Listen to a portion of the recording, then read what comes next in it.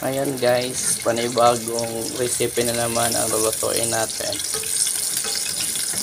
Ngayon ay magluluto tayo ng lumpia. Isahin muna natin yung mga lamas. Sunod naman natin ay yung gulay.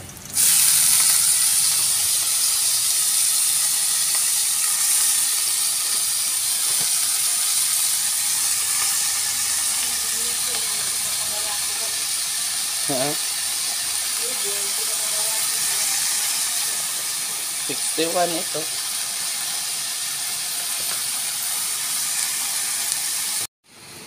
Ito guys ay napakasimpleng recipe lang ito at napakadaling lutuin.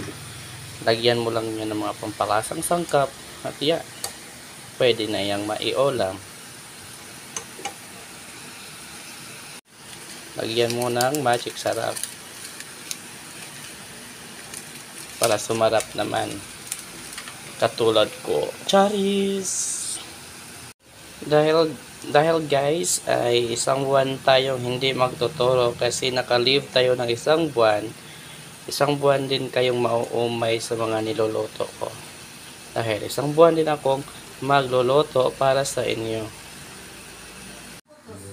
Ito na nga guys, luto na yung gulay natin.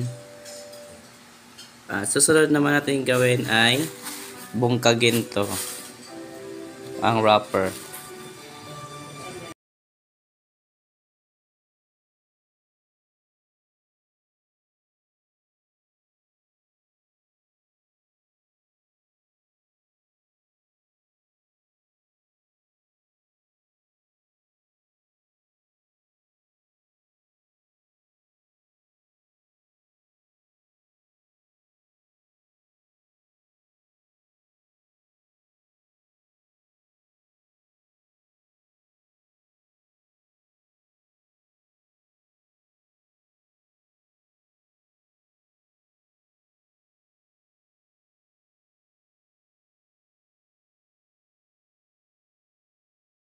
Po yung nagawa natin na vegetable lumpia with cheese inside.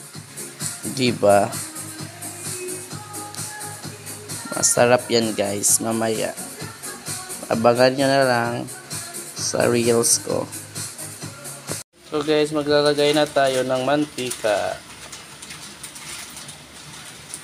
Yan lang siguro. So guys, mainit na yung mantika. So ilalagay na natin yung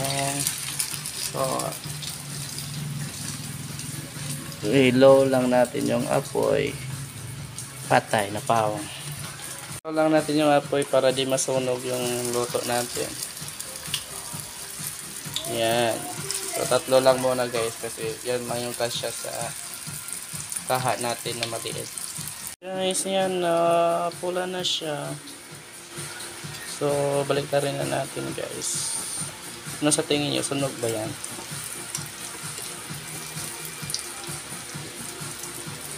Hindi yan sunog.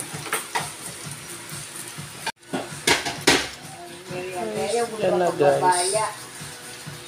Ano siya? Pwede na ba yan guys? Hindi pa siguro.